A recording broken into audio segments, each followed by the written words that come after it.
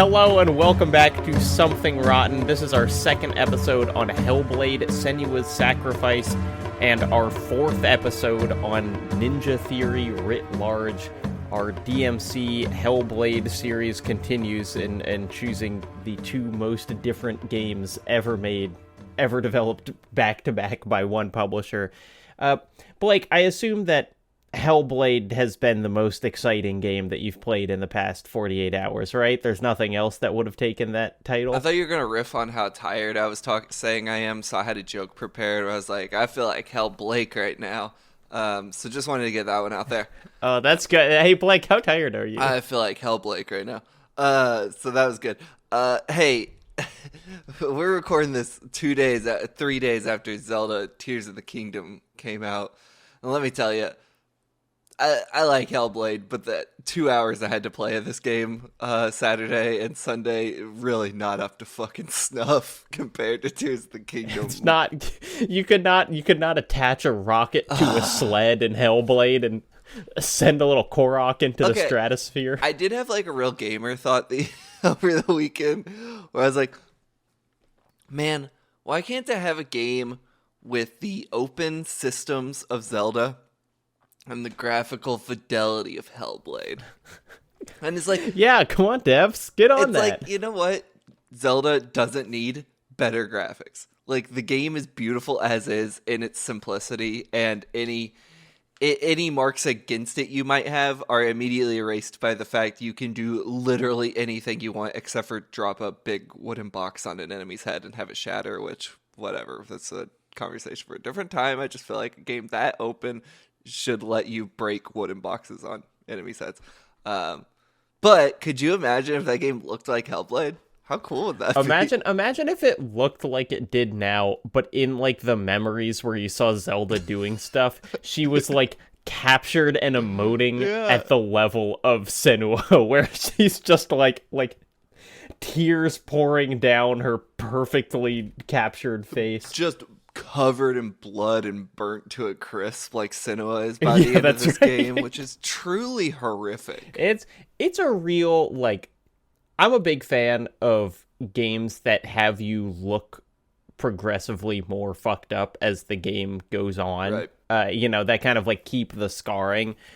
This one might take the cake. I think so. In terms of like she doesn't look like she's doing the most well at the beginning of the game, but by the end it is like end of fucking apocalypse now. I mean, we talked about, it's like the come and see kid at the end where he's aged like 40 years. I would be curious to know if that movie was in any way an inspiration to this game. I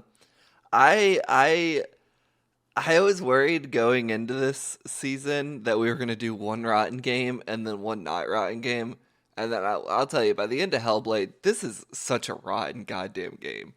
Yeah? If only in presentation alone. Like, it was genuinely hard to look at Senua for the last, couple cutscenes, because she just looked like she was in such agony, which she probably was, because I'm not so good at the combat, which meant she was taking a lot of fucking blades to the body. And also, it is, presentation-wise, it feels almost akin to, like, Max Payne 3 or something in terms of, like, how many, like, film effects and kind of, like, weird strobing, like different cuts and film styles and whatever kind of crashing into each other. It's a really, like... I think maybe when people think about this game, they remember, the depictions of mental illness and whatever, and maybe not how, like, stylistically weird it gets just from, like, a presentational aspect. It's like, we didn't talk about last week how many videos of real people there are in this game. Yeah, something I want to talk about that I forgot to bring up last episode is the way this game mimics film grain, which is not exactly what you were talking about, which is definitely more like in your face with its style. But I've noticed games, even really cinematic ones, I have trouble buying into the cinematicness of say God of War. I'm going to do my best to explain this, and I don't know if I'm going to stick the landing. Or even A Last of Us, where it's like the cutscenes look too close to gameplay. Like, there's no cinematic quality. I mean, there is a cinematic quality to them in terms of how they're shot and blocked and etc. But like you're lacking the tactile feel of movies or the texture of film that often you don't even have black bars, you know, the Red Dead did, which anyway, this is all to say that sometimes like bothers my brain when I want to be getting into a more cinematic moment. Is like, well, it doesn't feel like I'm watching something in a cinema. And do you think that's partially due to like camera work, like the actual movement of the camera? No, I think boring camera is a problem in a lot of games, but that's a different conversation. I think it's the crystal clear quality of the screen, you know, which I like in games, but when it goes to cutscene, like, you know, my brain is kind of conditioned after years of watching who knows how many movies. It's like I want a little grain when I'm watching a like narrative moving picture. You know what I'm saying? Like I don't watch a lot of like TV or stuff. I don't know. I don't feel like I don't watch a lot of like shot on digital shit at this point. I know TV's also sometimes filmed on film, but like anyway, all this is to say they mimic film grain in the a lot of cutscenes of this game. And it goes so far in selling the, like, it's not every cutscene, but when it happens, like, it goes so far in selling the cinematic, like, gravitas of some of these scenes in a way that's, like, I wish more games did it. And as I was playing last night, I thought of, like, one other game that did it. It's not film grain. It's the shot on video look of Kane and Lynch. 2. Sure. Which it's like that goes so far. We talked for hours. Yeah, I mean, Kane and Lynch is like the anti-film. Exactly. Yeah. It is like digital shittiness, but it is like you can see the medium that it's being filmed through, essentially. Yeah. God, I love it. I love that Hellblade does this. I love that in a lot of scenes they're like just like dirt on the lens of the fake camera, making it look like you're like.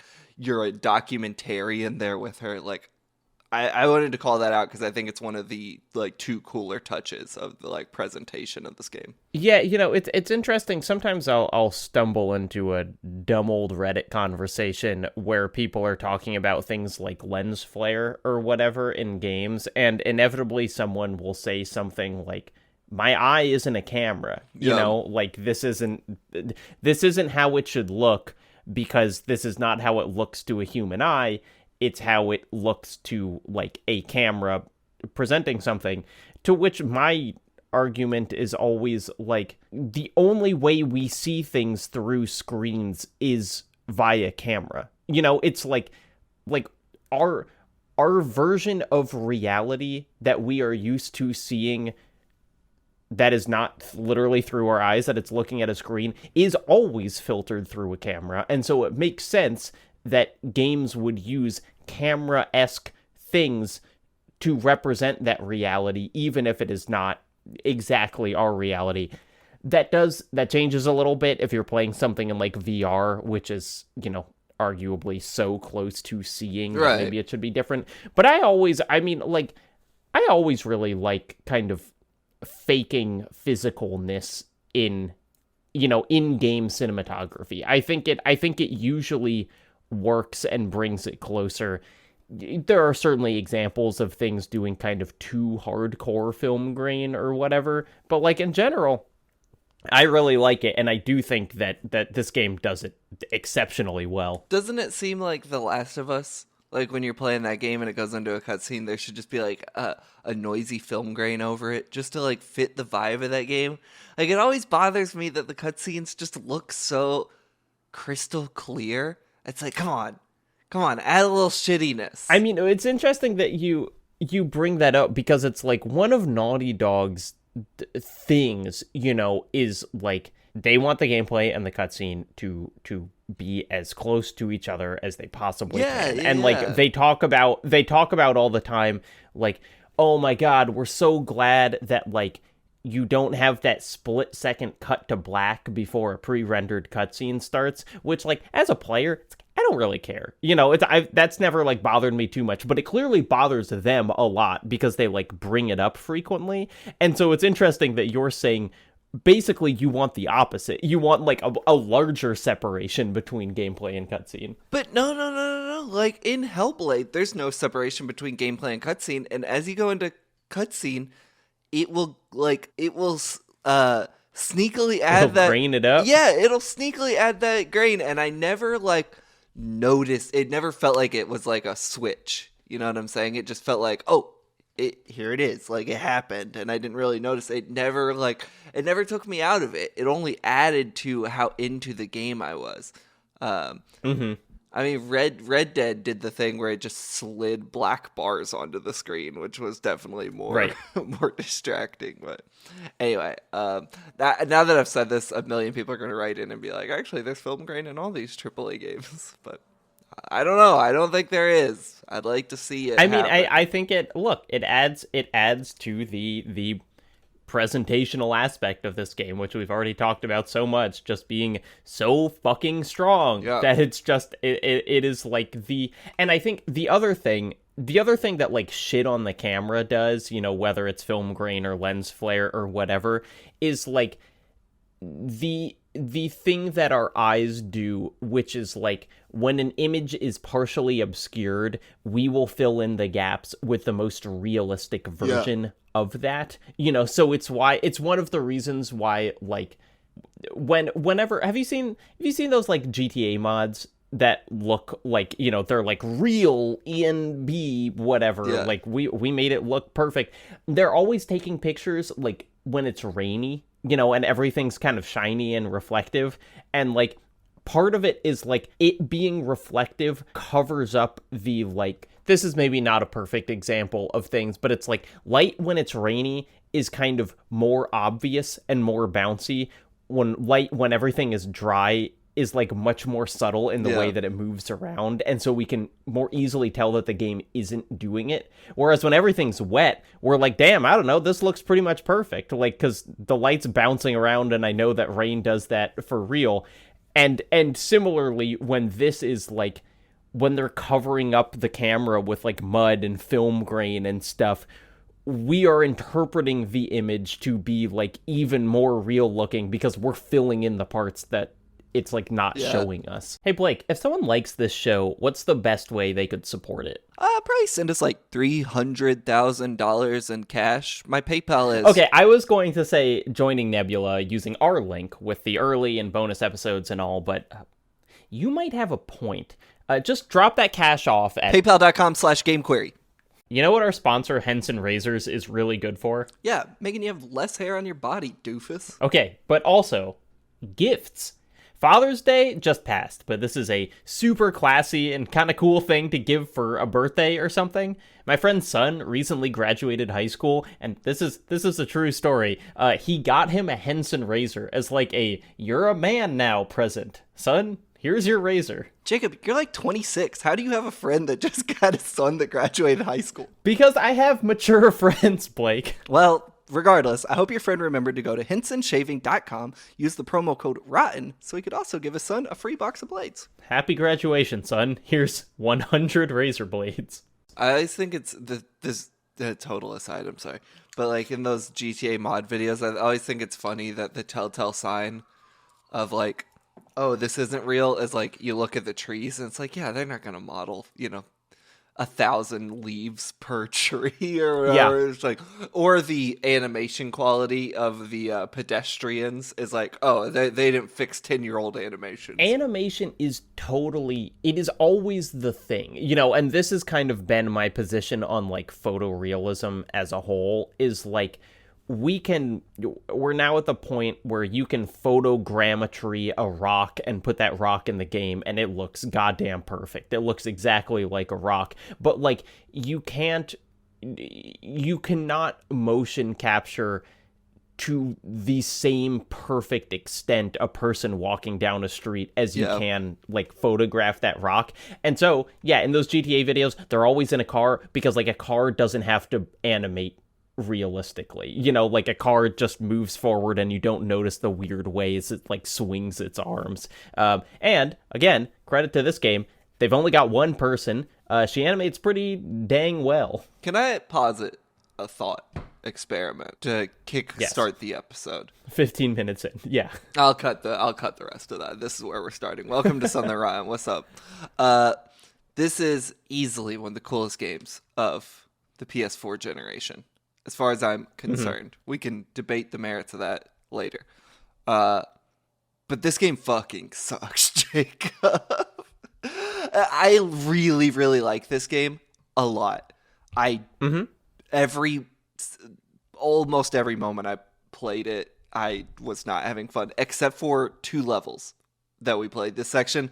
I think I know what those are going to be. We'll talk about them. This had the most highs now that I'm thinking about it, because like 3 levels, because the ending of this game goes so hard.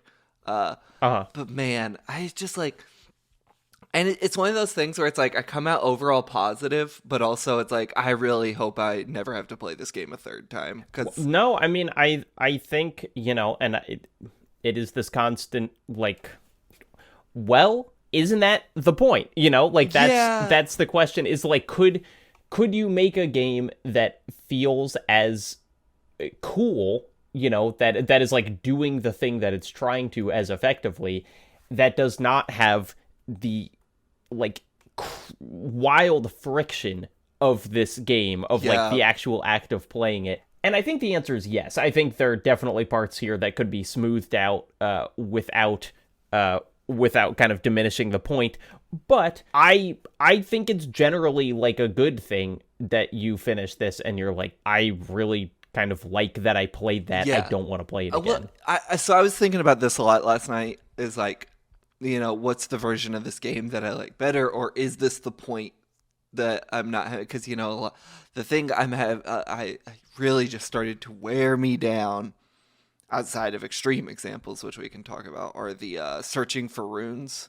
Yep. Which I understand is like the pattern recognition of psychosis. Like, I think that's a really cool concept. And where I butt up against that idea, you know, is like almost like anti-gameplay things like that, is like it does make for a dull experience, which I don't think was the point.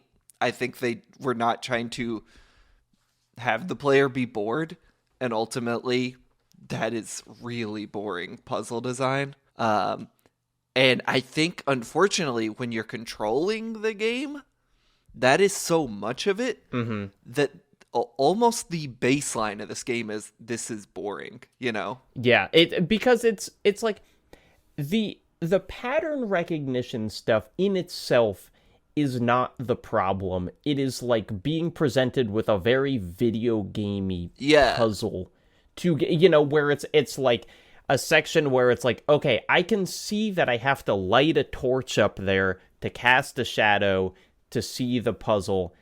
How do I get to that torch? And it's like, that doesn't feel like it is a representation of any inner turmoil. It just feels like, okay, this is like video game level design 101, and it's like not being communicated in the most clear way. Yeah, and on the other hand, and unfortunately this is something often few and far between in this game, when it does something different with its levels, and, you know, therefore, or by extension, like how it's trying to communicate psychosis, like, it's awesome.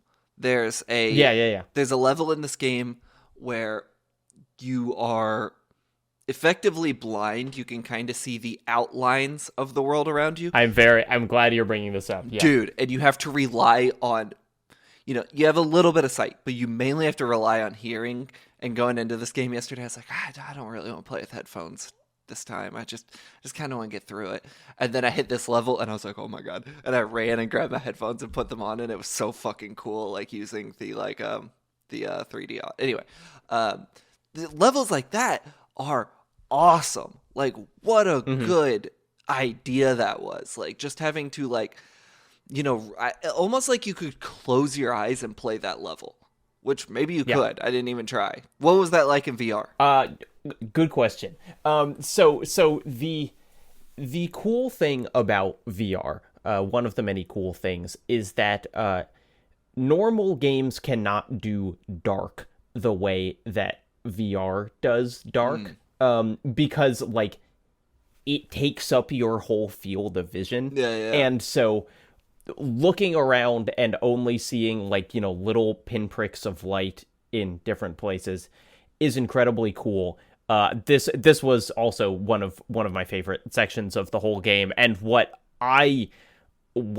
truly just delighted me in this kind of horrifying way is you get to sections where there are like monsters in the darkness, and especially this is true in the flat screen version as well, but especially in VR, you were catching just like the barest glimpses of like their silhouettes, and you can just make out like, I don't know what the fuck that is, but it is not like human. Like, again, your brain filling in the space. It's like you see like, I don't know, 4 legs and like a lumpy mass, and you're like, oh god, there's some Junji Ito shit in here with me. And it is like really effectively scary in this kind of like great 13-person development team. Like, I don't know how that thing would look if you turned on the lights. My guess is like not great, but because you only see these tiny bits of it, it really feels like you're locked in there with something just terrifying. And you know what like is incredibly smart that they do is they do not make it a series of trial and errors with these monsters. Like, you feel like you're barely getting by, but if I had to guess, it is an incredibly easy level to get around all the monsters in this. Yeah. Like, and by extension, it actually keeps the tension up, because you don't have the, like, release and frustration of failure. Yeah. You're basically like, oh my god, they're gonna get me. And only by the end, I was like, they're probably never gonna get me. There's no reason. It was too easy for me to get around them. But, like, this level is a fucking barn burner.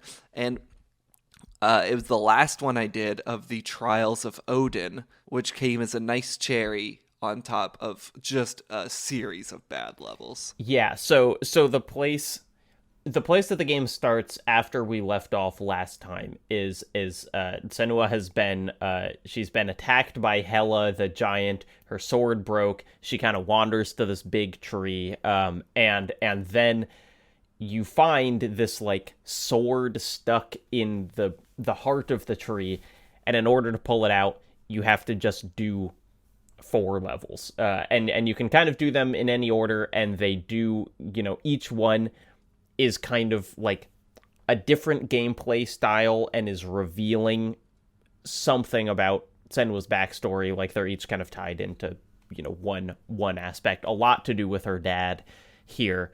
I will say this section made me really appreciate the combat as like a pace breaker, sure, because it's 4 levels and they are different, but since you don't have a sword, they are all just kind of navigational. And by the end of that, I was like, damn, I want to like fight some things because it's been so long since I've had a sword. And then you do, and we will talk about that. But on the other hand, I did respect the game kind of going an hour and a half without combat. You don't see that a lot. No, hey, again, the like, it's meant to be unpleasant. I think it worked generally. Like, I do think it was a cool choice design wise.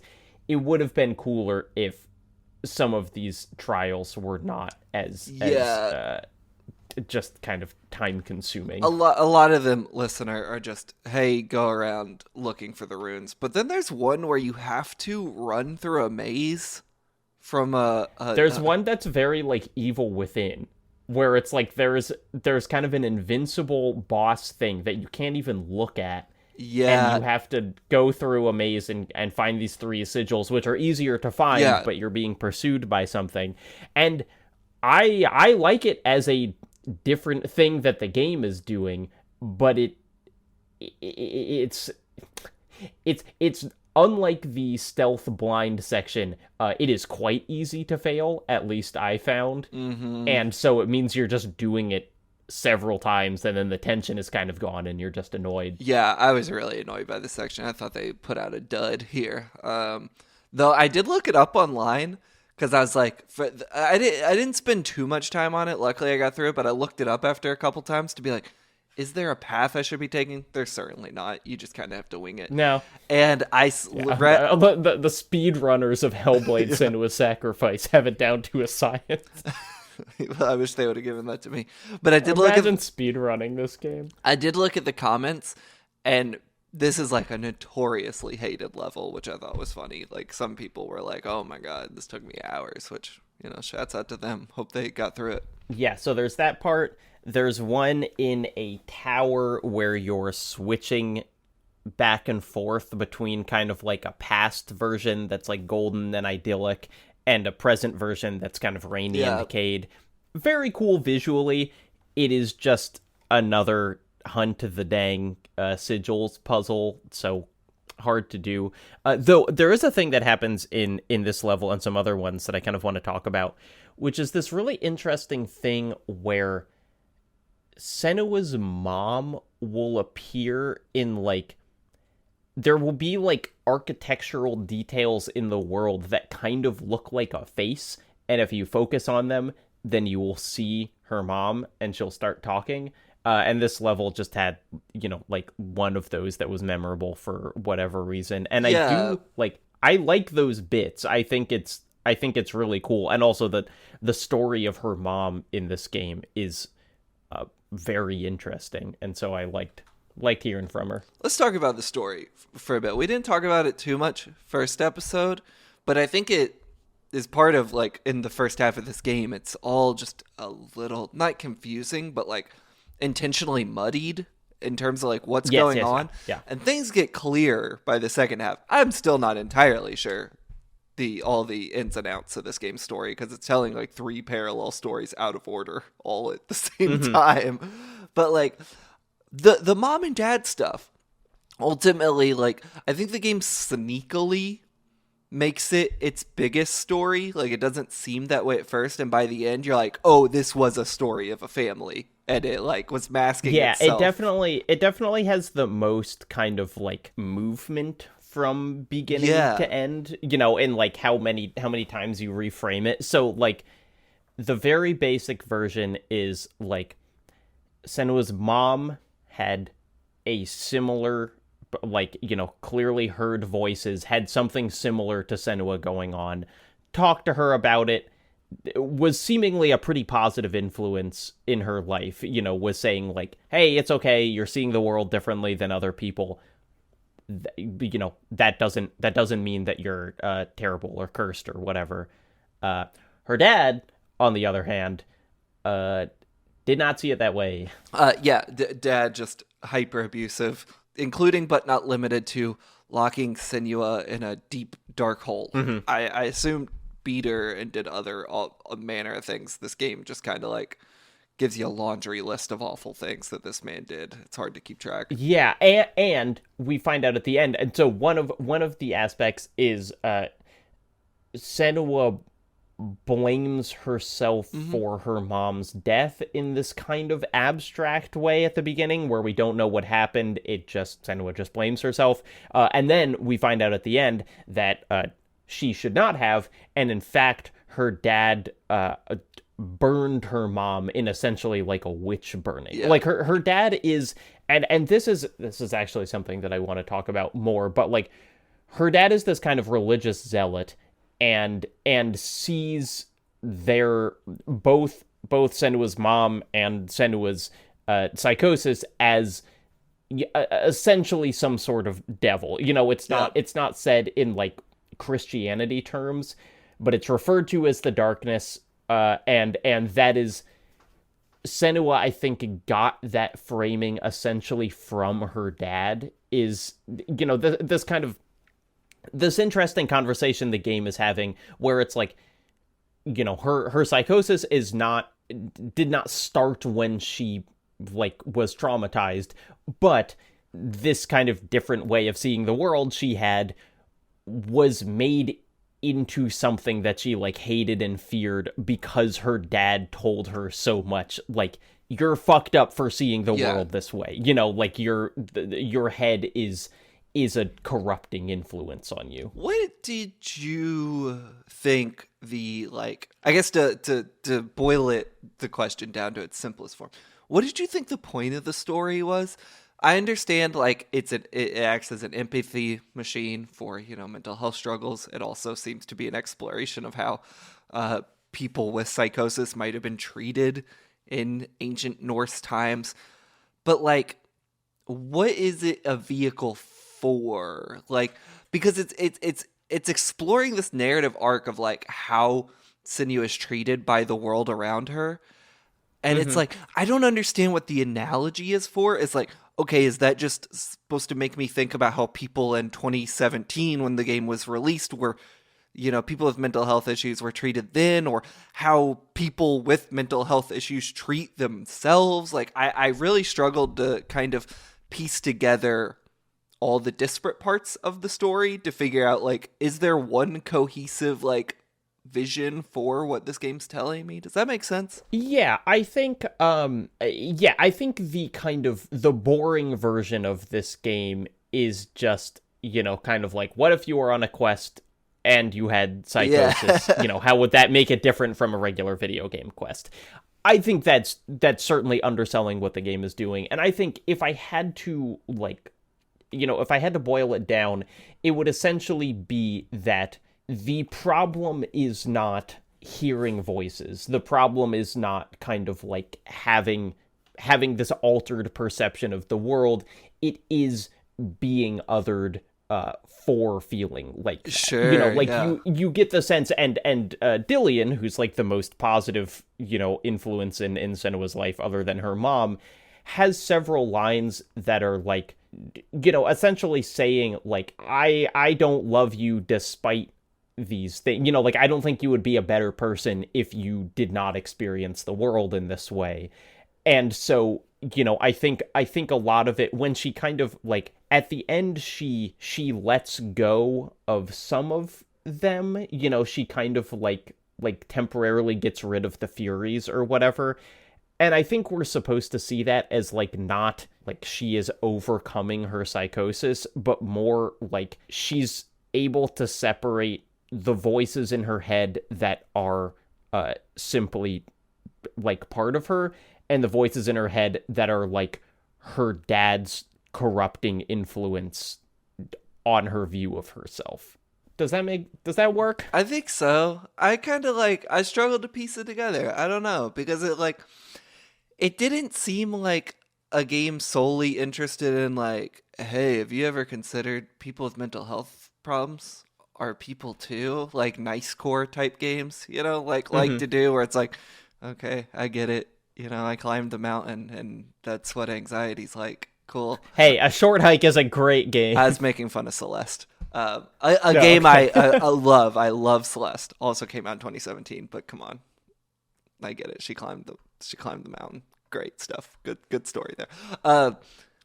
It seemed like this game has bigger narrative aspirations. I just maybe didn't piece the puzzle together, you know, like what other than like, hey, here's some things to make you empathize with the character. I guess I just like, it didn't land.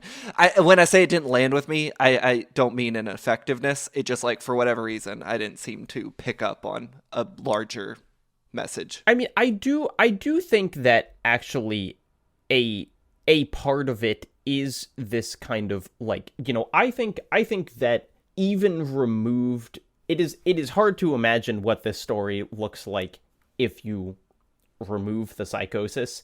But like at the final cutscene, I found quite moving. Yeah. And the parts that I found moving were not, oh wow, she overcame psychosis. Yeah. It is, you know, just this very human moment of like accepting loss and whatever. And so I think, you know, I think it is in part the like relatability, you know, kind of like you can experience the same emotions as her. You are not that different, even though she is seeing the world in a kind of a radically different way. But I think that some of it is simply like, let's explore this world that we never see in a way that can be done arguably more effective through games than other mediums. And I think, generally good. I agree with you that it's hard to have like one takeaway from this, but I also think that maybe if there was that one takeaway, it would read as more cheesy. Sure, absolutely. So we do the Trials of Odin, and then we go, Jacob, let me know if I'm overstepping with this. One of the best depictions of hell in a video game? Fuck yeah. Absolutely. Oh my god, dude. So I played the blind level and this back to back, because you can do the Odin Trials in any order, I'm pretty sure. Yep. And it just happened that I played that level right before hell. And I was like, man, this game has flipped a switch. We're in the cool zone for the rest of the runtime. Was not true, but you were in the cool zone for a while. This was the highlight of the game until the final level. You end up in, is it? Help me out. No, River Styx is Greek mythology, right? I mean, it is hell, Helheim? It is hell. Or it is hell. They say. No. It's the Sea of Corpses, which is on the way to hell. I think slightly different, because hell is more like Helheim. I think is actually frozen inside the big structure. Yeah, and isn't Helheim frozen actually? Or is that just God of War? I don't know how much of this is just God of War and how much, but I think this is actually, it is slightly different than hell, because this is a relatively Christian vision of hell, whereas I think Helheim in Norse mythology is more like Hades in Greek mythology, where it's like, it's not actually a place of eternal suffering. It's just like where dead people go. But the Sea of Corpses is fucking suffer central. Dude, it is suffering 101. You end up in this giant river of blood, which looks like tomato soup, the forbidden soup, as I was calling it to myself while I was in there, as these burnt corpses of varying sizes, which I thought was cool. There's like normal human size, and then some just are like giants, are just reaching out at you and screaming, and the sky is red and orange and on fire. It is fucking nuts. It is the coolest maybe anything has ever looked in a big budget video game. I was losing my mind. It is really, really cool, and it is one of these aspects of like, this game has been fairly grounded in its environments thus far, and so to go from like, okay, here's like a slightly altered village, or here's like a cave that's a little different than reality, to just like a fucking death metal cover, like it is wild. And if you were missing combat, here is a truly exhausting amount of it, in a way that I also found very effective, where I was like, no, there can't be more, and then they kept throwing more at you. Dude, it rocks. I like the combat in this game. I think it's like it's but simple, but I think it is so fun. Like, it has such a weight to it. The animation, the combat animations are out of fucking control in this game. Yeah. Like, I love it. Is there anything special about it in VR? No, not at all. It is very similar. You can, if you wanted, you could like look behind you in a way that you kind of couldn't in the game. But it's the same. You shouldn't be able to look behind you. You got to listen for the voices. Yeah, well, I did, because it's still hard to like turn your head 180 degrees. No, it's exactly the same, and I think it's great. They have just that like extraordinarily satisfying parry, when it like slows down and does the big flash, and being able to slow things down with your mirror is really good. And it does feel like, in general, the enemies are tuned so that like they're not hard individually, but there are combinations of them that you can get overwhelmed by. Yeah. Especially, here, I mean, they're basically like four kinds of enemies. There's like sword dude, there's shield guy, there's kind of a version of the Raven from the earlier fight that can like throw things and run at you, and then there's like big guy. And that's more or less it. Yeah. But them throwing all four of those together, at you makes you really have to kind of like consider things and like swap between targets and do all that sort of stuff. Yeah, until you fill up your super, and then you release that, and you just become like a weed whacker out there, just vzz, taking them out. Vzz. Yeah, this level fucking rocks, man. And and then you were right, I was wrong. It's after this that we go to Helheim, and appropriate, because I felt like I was in hell playing these fucking boring levels. Though I liked some of the stuff. Here's something. Go ahead. I liked when the FMV would flash on screen when the monster chased you. That was the only part I liked in Hell. That actually does not happen in VR. I remember Really? it happening in when I first played the game, like now that you say that. But no, I think maybe it would be too distracting to have like a 2D image in front of a 3D environment. Yeah. Because it would just kind of flash like red. Oh my god, dude. There are parts in this next level where a monster's chasing you, and the screen starts distorting and going all crazy. And like you see a lot of FMV in this game and cutscenes. I don't remember any other parts where those FMV faces start flashing during gameplay and taking over the screen. It is so cool. But walk us through the Hell section here, Jake. I mean, so basically you get into this giant wooden like bird structure that you've been walking to for the whole game, the whole ass game. You're in there, and then very quickly you're on a bridge that collapses, and you are okay. But horrifyingly, the head of Dillion, which you've been carrying for the whole game, like bounces down into this deep ass dungeon. And so it is, I like the character moment of like, you look down there and you're like, that's the worst. That's a nightmare down there. I don't want to go. But Senua decides, like, I'm doing this all to, release Dillion from wherever he's trapped or whatever. So I guess I have to go down there. If that was me, bro. If that was me, I'll tell you this right now. I say, I'm going home. Sorry, Dillion. That's where you're hanging like out. a good a part of growing up is learning when to accept you're in the wrong. And Senua has some growth to do, if you ask me. And so you go down there, but it is a lot of just like shadow puzzles. And there is this new gameplay element where if you are not in the light, there is just this kind of danger that will sneak up on you and eventually kill you.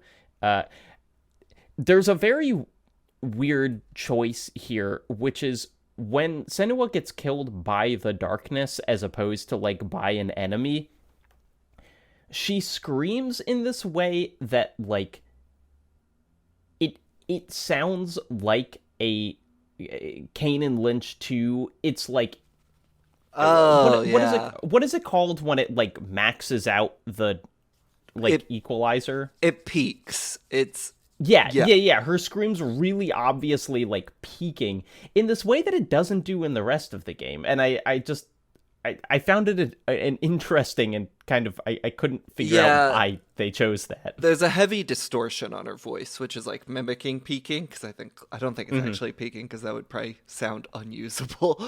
But like it does do so, like, but to your point, it's doing more digital manipulation of sound in here. There's actually and in more artificial sounding sounds, like the Combi Christ guy, who we'll talk about later, is my nemesis. He does the soundtrack for this, and he is actually, there's a song in the Helheim section where he is doing distorted vocals, which effectively screaming, which, Yeah. granted, is a natural thing that he produces with his body, but it is very unnatural sounding and very weird in this game when I notice there's like these distorted screams in the back of a song with like all this kind of reverb and echo on it. That's like, it's sonically very different in these sections. Yeah. But also I feel like this is where a lot of the like, probably shot on video inspirations are coming from, where it does have kind of a Kane and Lynch feel sometimes in the way the like camera will distort or some of the effects. Like it seems like they are pulling from more digital influences here in these sections, Yes, which I agree. which is very interesting. It's interesting. The levels are not. No, bad boss generally. fight here. No, oh, how dare you! It sucks. No, this is my, I think, favorite combat section of the game. You know, so at the you find all the sigils, you go down to the bottom, you get Dillion's head, and then there is the giant dog Garm, I think, Sure. from Norse mythology, Garm, and it's a boss fight, and personally, I think it fucks. What did you not like about it? I don't know. I just didn't find. I'm not a pervert like you, so I don't like pervert stuff like this. Like this big dog I have to beat up, you weirdo. No, honestly, I think just I was. This sucks. I almost said this is no fault of the game, but it is 100% the fault of the game. Like the Helheim section just like checked me out so much. Like I was just kind of over it. That then having to learn this boss who's like in the shadows and turning the lights off, it's like that could have been cool if the lead up to it was not so like exhausting, you know? Sure. That I think I was just a little too checked out to be like willing to kind of like mentally buy into this boss and like want to engage with it. And like luckily the game brought me back by the end, but I was kind of not here for this boss. I was a big fan.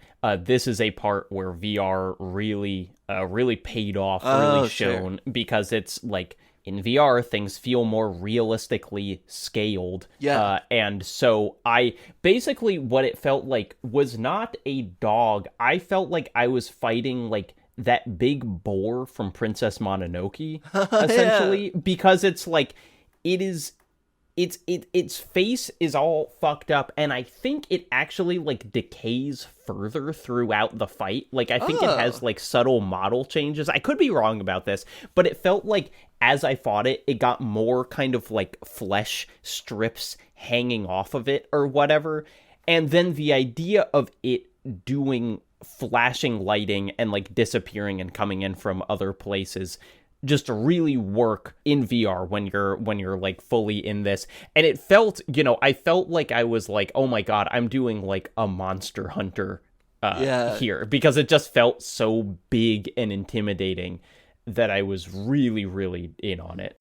Blake, hush for a second. I've got to talk about Nebula.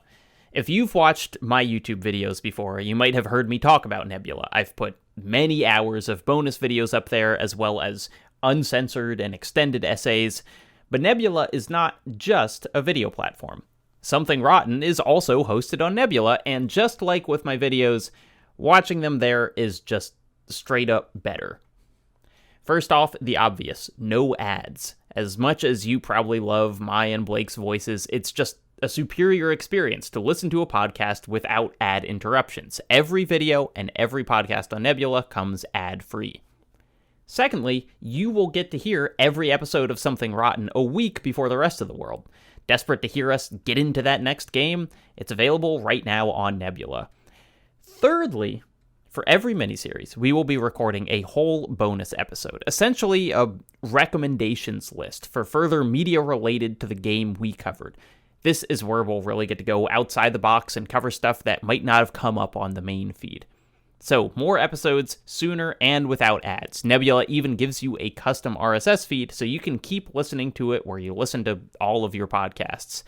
And when you follow that link in the description and sign up for Nebula, you'll be directly supporting the show. That money from your subscription, it goes to us. Jacob, there's something I noticed about you. Oh, yeah? You're a very hairy guy. probably shave pretty frequently, and yet you're not bankrupting yourself on disposable razor cartridges. What gives? Blake, you are so right. If I shaved with one of those new multi-blade things, or even worse, had one of those subscription services, I'd take probably most of my income keeping my beard in check. But, in fact, I shave with a sponsor of this episode, Henson Razors, and they are genuinely very cool. See, Henson sells a classic safety razor that uses standard blades. Standard razor blades, unlike cartridges, are super cheap and not tied to any proprietary system. Even better, though, is that Henson's razor is designed to be super usable for anyone, no experience required. I had no cuts and smooth cheeks the very first time I shaved with it.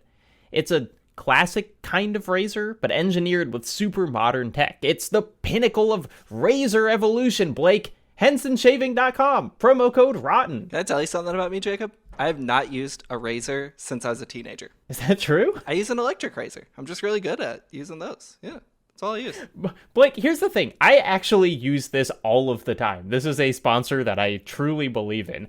My beard, it looks full, but it just grows this fast. The thing is, you can get a razor and a free pack of 100 blades, which would last, like, years. You can do that all by going to HensonShaving.com and using the promo code ROTTEN. I really like the part of the boss fight where the lights go off and you have to use sound to figure out where he's going to jump out at. That was really cool. I wish I was more into this boss. It wasn't not the right time or place for this one for me after coming out of that like incredibly monotonous hell section. But what can you do? Fortunately, it does not make you climb all the way back up, which I was very grateful for. Which is actually rare for this game, which does make you go walk all the way back through some levels after finishing them. Kind of like Hotline Miami style, but not nearly as effective. Where it's just here it is again. It doesn't quite feel like it's serving a point other than like a little bit more time for VO. Yeah, lots of VO because there's so many damn voices the whole game. That's right. But then you like this last part? The very last part where you enter the chamber with Hella is where I was like... Okay, so not the part before that where you have to like do the bridges, like you have to like align the bridge. No. This is another puzzle that the game probably doesn't need. There are two things that I like about it. One, the lore stones that are kind of present throughout the game. Druth starts talking about Ragnarok, and it's just like very cool writing, kind of indicating you're near the end of the game, is just Druth describing like what's going to happen in the apocalypse. Which I thought was cool. And then I just like the amount of combat that is pouring in makes it feel more and more desperate. And so like at the end of this, you know, you're crossing this bridge that you've pieced together and there are like a bunch of guys. And I very much felt aligned with Senua in that I was like, just fucking let me through. Like, come on, I'm so close. Yeah. Well, the best combat section of the game is in the next room with Hella. Yeah, so before you get there are a couple big important cutscenes.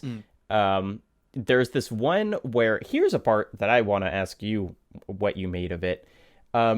This thing where there is like a full mirror that Senua walks up to, and then like a version of herself walks out, and she has a conversation with herself. I mean, I took it as like the kind of starting point of her moving on, you know, which we see by the end of the game, like kind of a literal leaving the old her behind. But like I don't know if what the mirror serves, if that was just the easiest way for them to like visually translate that to the player. But like that's what I took it as. It's just like, oh, here's old Senua, you know, time to leave the old me, Bugs Bunny said. But, like, I don't know exactly. No, sorry, Bugs Bunny is going back to the old me. No, he's changed a new leaf. Time to leave the old me. Okay. It wasn't the best joke, but it was the one I had in the moment. But, yeah, I guess I don't understand the mirror other than just, like, we need Senua to look at herself. Yeah, I feel like And it's not necessarily this game's fault, although they have worked with Andy Serkis a lot. But you know that scene in Lord of the Rings where No. Gollum is... Are you not a Lord of the Rings boy? Okay, well, there is this famous scene where Andy Serkis as Gollum is talking to himself in a reflection, like in a pond, and the two different Gollums are exhibiting very different. He's Gollum and Smeagol. One of them is kind of mean, and he's like steal the ring, and then the other one's like Right. nice. And it's a great scene individually. I think it is kind of, people have this picture of like schizophrenia that's like nice Gollum and mean Gollum talking to each other in a reflection, and this felt a little on the nose in terms of just like, I'm talking. But the other question I have is like, what exactly is she leaving behind? Because it's not her psychosis. Yeah, well, She's not like leaving her mental illness behind.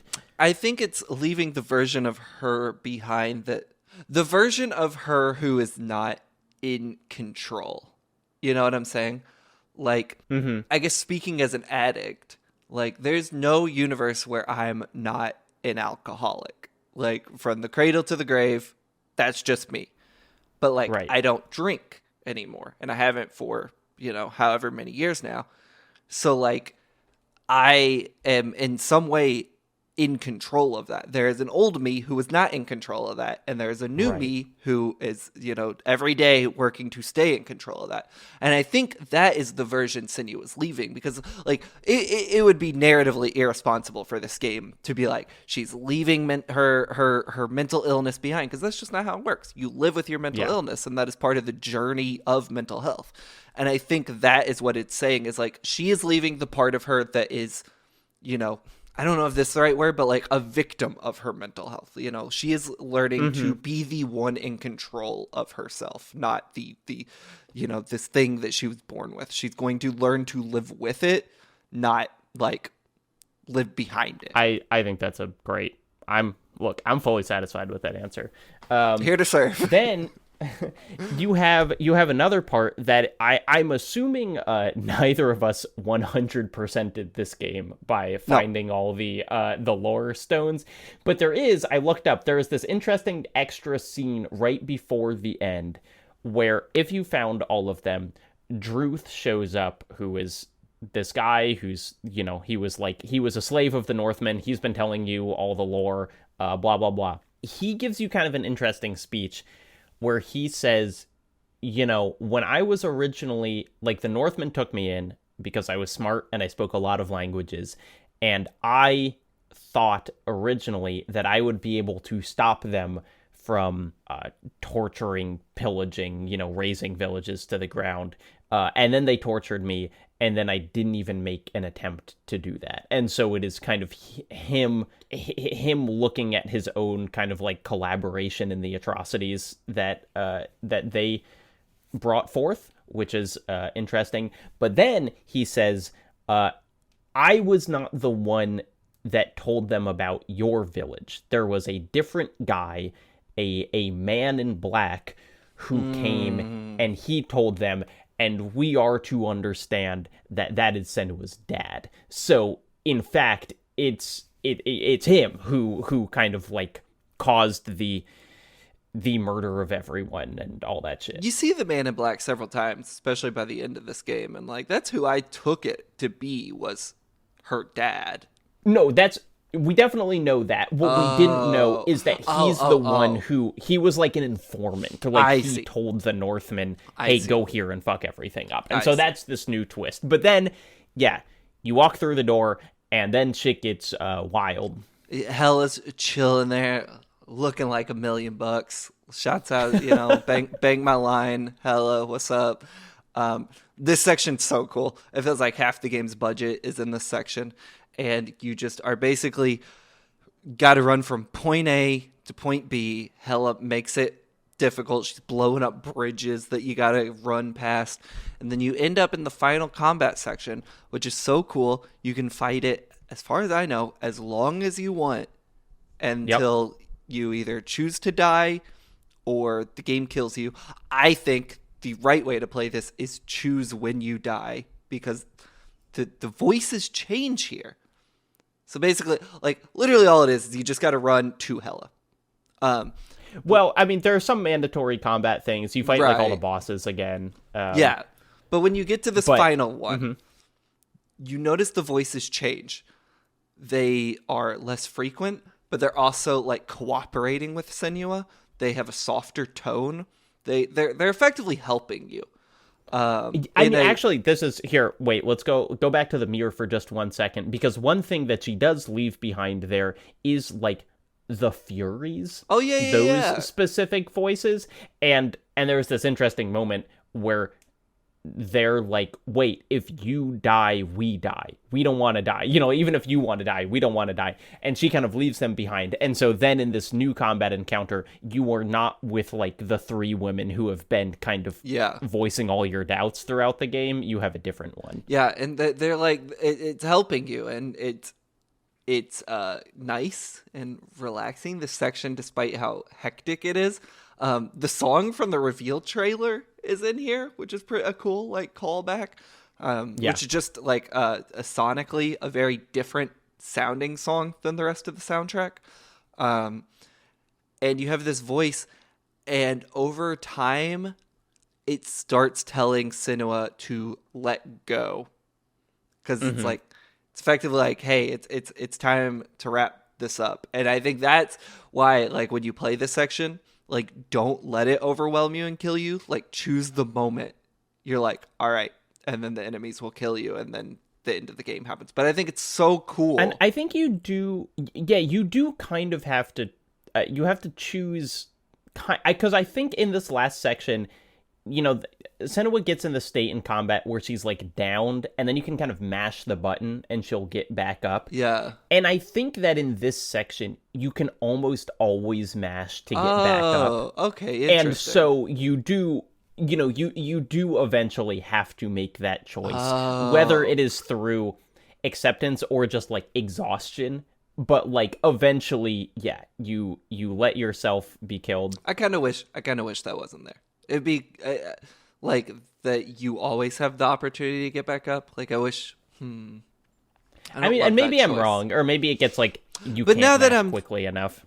But now that I'm thinking about it, it feels like you would be right, because I feel like I got knocked down like 15 times in this section and always was able to get back up until finally. I think that's interesting, you know, because you got to make the choice. Whereas if you were just killed in combat, it might feel less impactful. I guess that's a good point. Yeah, no, you're right. I'm wrong. It is better that way. But either way, I got to choose when I was done. Well, not either way. To your point, I chose when I was done, and it felt very cool to just be like, okay, I'm ready. Like, let's do it. Like, it was a very effective moment for me to be like, let's go. I'm not giving up, but I'm ready to lay my arms down. And so then you have this very like a big. I mean, the gameplay part of the game is done. You know, the rest of it is just watching a cutscene. But you have Hella, who is this, I mean, incredible design. Like one side is kind of like carved out of marble with like runes in it, and the other also kind of looks like marble, but is like super burned and corrupted, and is very much. I mean, I would imagine it is the same woman who did Senua, like mocapping Hella. You know, their bodies look the same and whatever. But also, like, Hella starts out huge, and then she kind of gets smaller throughout the scene until she's like, I mean, in this last part, she's like bigger than Senua, but not 40 feet tall. She's like 7 feet tall. And there's this scene where she essentially tells her, like, your quest is in vain or whatever. Like, you can't bring Dillian back. You know, whatever you hoped to do here, it's not going to happen. And Senua has this very.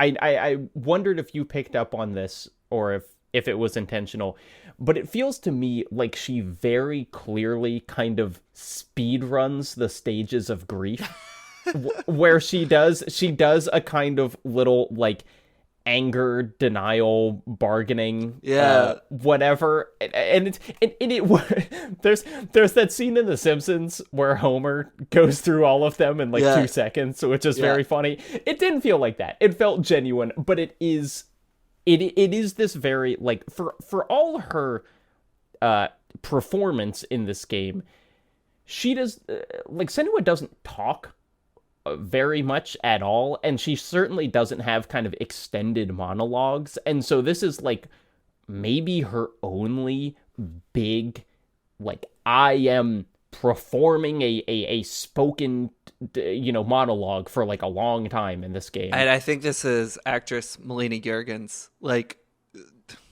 I like her a lot. It's clear in a lot of the game she has never acted before. This is like the one part where this is a really good performance. Like, she's She fucking nails it. her all, because, like, it's kind of like Adam Driver in that Marriage Story scene. It's like, people often mistake yelling as great acting, and it can be, but like the range of emotion she shows here, the volume changes. She's whispering at parts, she's yelling at parts. Like, this is a really, really great moment from her that, like, is not unfortunately present in a lot of the other moments. Granted, Senua doesn't talk in a ton of the game, but also when she is talking, she's kind of yelling the whole time. This was like an incredibly effective moment from homegirl Melina, friend of the show. Yes. And then she basically tells Hella, like, fuck you, I'm done with this. And Hella picks her up and stabs her with her own sword. Hell yeah. And it's this very so she gets stabbed, she appears to die. Senua's at her most fucked up looking at this point. Like, she is just and the rot has spread, to her whole body, like, it's taken over part of her face and whatever. And so it's this ultra close up, and it zooms in on her, and then it kind of zooms out, and we get this really nice monologue by Dillian, who is kind of like mirrored, lying like her upside down. It feels a little, the FMV stuff feels cheaper than the rest of the game, I will say. It's like the actors that they got and like the costumes that they're wearing are not as high quality as Senua in-game graphics, who is like one of the best looking game characters ever. Yeah. And so Dillian lying shirtless here looks a little like a Norse pinup model. He looks like he's doing like the firefighter's calendar, because he's like a good looking shirtless guy, but it just feels a little corny. He's got a bagged head over his crotch area. It'd be really good. Yeah, good stuff. But then what happens is it fades.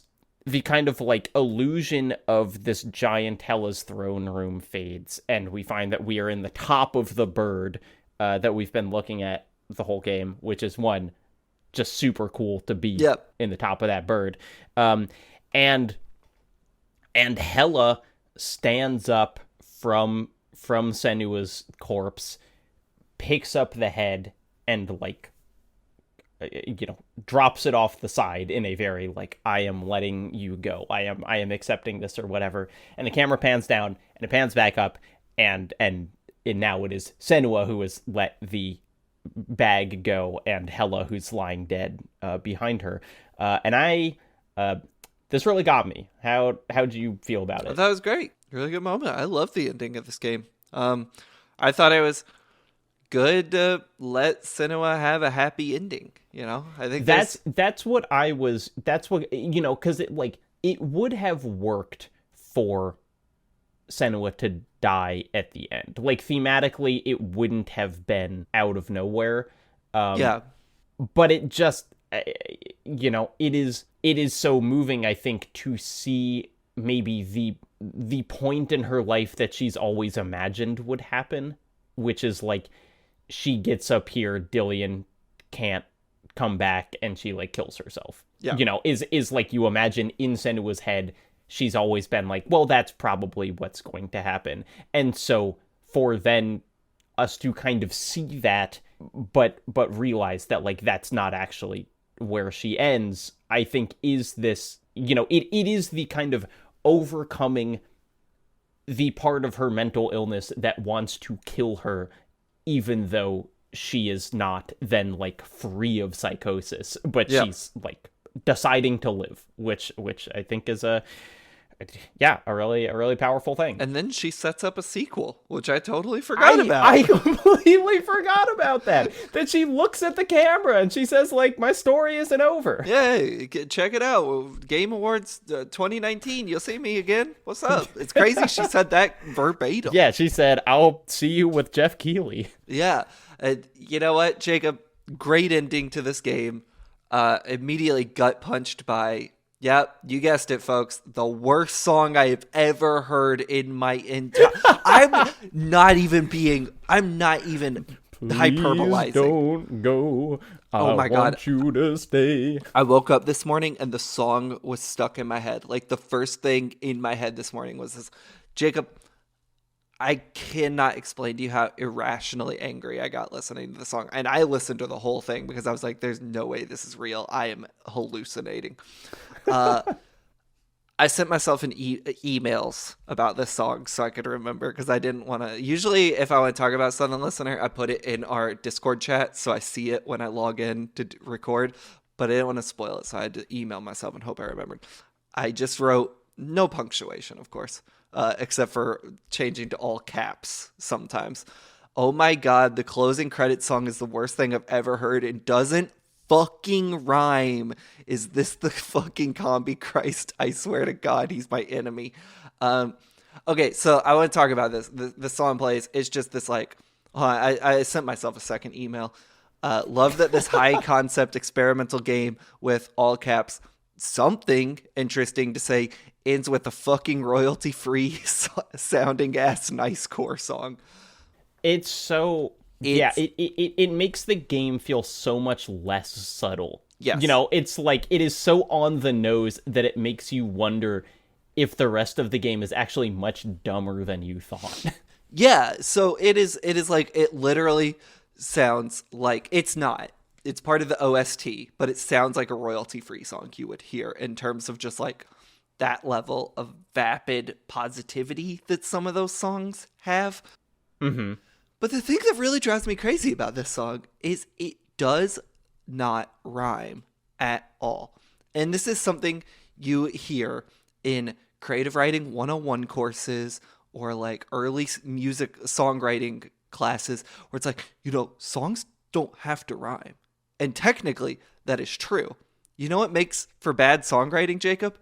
Songs without rhyme structures. Well, it's like, it's written like free verse poetry, but the lyrics are so bad that it doesn't make up for not rhyming with anything. Yeah. It's like, it's not doing anything with its like structureless whatever. Yeah. And also what's weird about the song is it has a verse, chorus. So like the way songs work is repetition. Repetition sounds good to the ear. I'm explaining the basic fundamentals of music writing. To make a song without repeating parts requires such a high level of like musical mastery to make for a good song, or in the case of a lot of heavy bands, a lack of musical mastery masked by just like extremely obnoxiously heavy things that make the listener not need a hook because they're so... Anyway, neither here nor there. So the song has a standard musical structure, but it doesn't have a rhyme scheme. And then that is not alleviated by anything interesting to say. There's a line of the song, which I'm paraphrasing here, it's like, everyone has bad days, but it's okay. You're human after all. Like, that is literally what you're getting from the song. And it is so bad. It is such an unbelievably shitty song that completely cheapens the whole cool, experimental, high concept art game I just played to end on this thing I feel like I would hear in Sunday school in Kentucky. I was shocked that they put this here. And what's more is when this song ends, they thought it was such a fucking exclamation point, they don't even put another song over the credits. The last half of the credits are completely silent. They're like, that was it. We can't follow this up with any of the great songs from the OST that we have. These amazing, like, thematic, impressive songs we have that play over combat and exploration. We don't put those over the credits. Put this thing that they play in worship school over these fucking credits. I was furious. I was so upset that this is how this game ended. I'm still fucking mad about it. I fully agree. I was thinking about we should make a tier list of songs that have ended Something Rotten games. I think the best one might be the Darkness one. Had like a pretty cool song. I mean, if you count, if you count Health, you know, like the Health song plays during Max Payne 3 gameplay. Obviously, that is the best one. But it's not in the credits.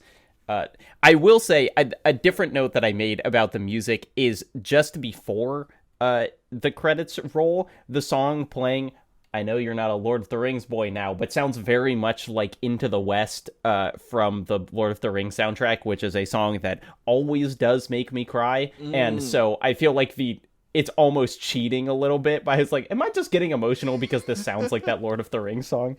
No, I agree. The song sucks. After like really hating the music of Devil May Cry, but knowing that the lead dude for, I think it's the lead dude, or one of the guys from Combi Christ was doing the music here, like I thought the music in this game was awesome. And I kind of felt bad for how hard I ragged on Combi Christ. And I still kind of feel bad. I shouldn't, these are human beings. I shouldn't be going this hard. But in my humble opinion, for all the good music he made for Hellblade, there's also some truly wretched music in here that I think was I mean, Devil May Cry, it works because it's a dumb game. I think the closing credits of the song was a bad decision. Like, just sight unseen. Like, should not have put that song in there. I don't know why they did. It doesn't feel like, after every choice made in the game, that it's crazy to me that Ninja Theory was like, yeah, bro, that's that fire. This is the one. I cannot believe it. Anyway. Can I tell you a really funny, completely unrelated thing about the VR of this game? Yeah. So there is this option in the VR settings. You know, they have settings of, do you want smooth turning or, you know, whatever. A lot of normal VR stuff. They have this thing that is labeled experimental world scale, and it is set at normally, which is, you know, Senua looks about your height as the player, you know, probably about the height that the actress is in real life. Then you can, if you want, you can set it to giant, where suddenly everything in the world is like 5 times bigger. And so you're like craning your neck to look up at Senua and all the enemies and whatever, and it's this very interesting experience where it almost feels like you're watching like mechs fight above you. But then there is one that is called tabletop, and what that does is shrinks everything down until Senua is like the size of an action figure, and you're just looking down at her like running around and like fighting little guys. And it looks like fucking Harry Potter chess. It looks so funny, and it completely undercuts the entire game. And I like so much that they have it in there. That rules. I think the end of this game should be when Hella gets smaller and smaller. Like, she shrinks. She should keep going till she's like the size of an ant, and then you hear a voice. She's like, beep, beep, beep, beep. It's Senua just stomps on her, and she's like, yeah, and says one of the Duke Nukem lines. yeah, dude, that's how this game should have ended. That would have made that closing credits song work way more effectively if the game ended like that. I wish more VR games, I mean, maybe they do, and I just don't play much VR, like, got fucking weird like that. Yeah, I mean, it looks like it's like you turn Hellblade into moss. That's like what it does. So at the beginning of this, you were like, I played this game a while ago. I kind of feel, I feel like you were coming into this with like, I don't remember this, but I feel like I'm going to be kind of negative, or I was kind of negative to begin with. I mean, you've talked about it generally, but like now, you're coming out of it with like Yeah. it holding a more special place in your heart. Yeah, I mean, like, I am way more excited to play the sequel than I was before this.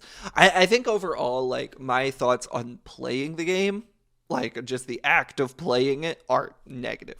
Like, I don't enjoy playing this game.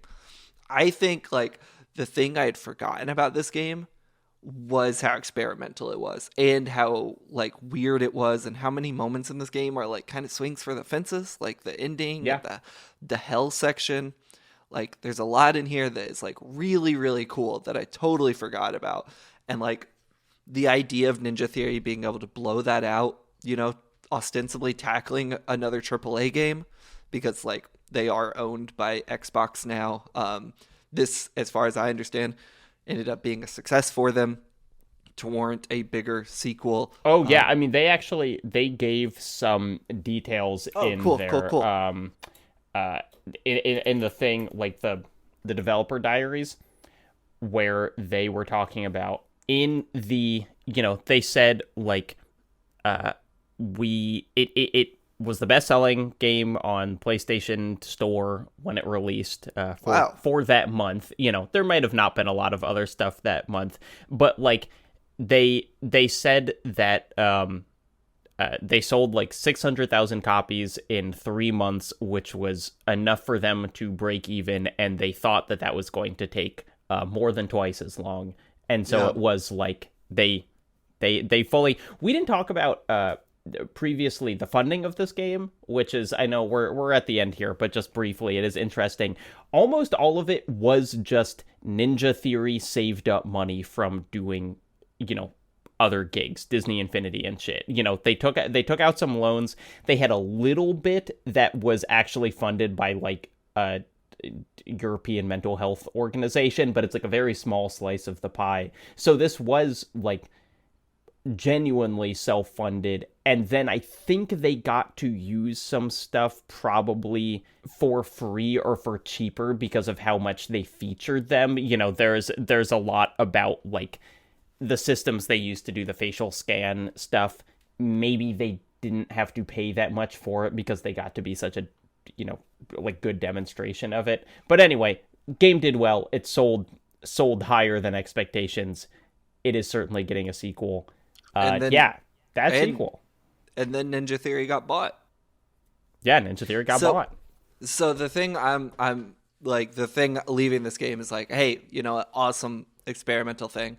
Cannot wait to see where that lands in a sequel with more money in it to maybe, like not have to lean on those rune puzzles, seek and find puzzles. Yeah, not have as much like padding in the game. Yeah, there's a cut of this game that's 3 hours long that is way better, if you ask me. But like, I think I come out of it like more positive. Like when I think back of this era of the PS4, Xbox One, like this is a standout to me of like, man, what a weird ass swing for the fences. Kind of like Platinum doing Nier Automata, which came out the same year. It's like, what a weirdo fucking game from a studio that like no one was really thinking about at the time. Platinum in this analogy was like putting out some duds back then. Ninja Theory had kind of limped along for a while. What a rad game. Can't wait to see what they do after this. Yeah, and also that it, as you said at the beginning, that it is such a rotten game, ultimately. That there are so many elements that we love talking about in this, even though it is generally, not nihilistic, but like it fits, it fits within our oeuvre. Is this the first game we've played with a happy ending? Max Payne 3 has a happy ending. Yeah, but does it?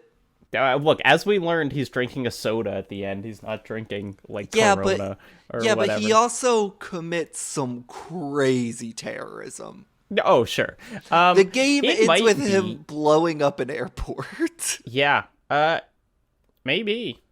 I think it might be. How does DMC end? Oh, well, him and Virgil blew up the entire city and then are going their separate ways. Yeah, not a happy ending. Well, I think so. No, World at War does end with the end of World War II. Yeah, and it's so cool how that happened. Really, like a good time was had by all. But that text at the end of the game really made you think. Yeah, I think this is our first Something Rotten game that ends not rottenly. Hell yeah. Well, there it is. Jacob. Yes. We're going to do our Q&A episode next. That's right. That's going to be great. So, write in. Well, probably by the time you're hearing this, we've already recorded the Q. Though maybe not with our current schedule. Anyway, write in. somethingrottenpodcast@gmail.com. This bonus episode, brother, I got Barn Burner for us. Good, because I have no idea what I'm going to talk about. We're going to have a throwback to the first? When did we talk about Shinya Tsukamoto? I don't know. Anyway, we're going to be talking about him again. So get Hell ready. yeah. I've been so stoked to tell you about this movie. Maybe I should ask you to watch it. Maybe we can watch it when I'm in North Carolina. But all of this is to say, next season, which I spoiled a few episodes ago, but no one caught, not even Jacob. Nope. Maybe the most excited I've been for a season since Manhunt. Yeah, so stay tuned. Something Rotten. Look, I'm not going to say a quote from this game. That would be silly and disrespectful. So instead, Hellblade, more like Hell Blake. We did it. That's right. See everyone. Bye.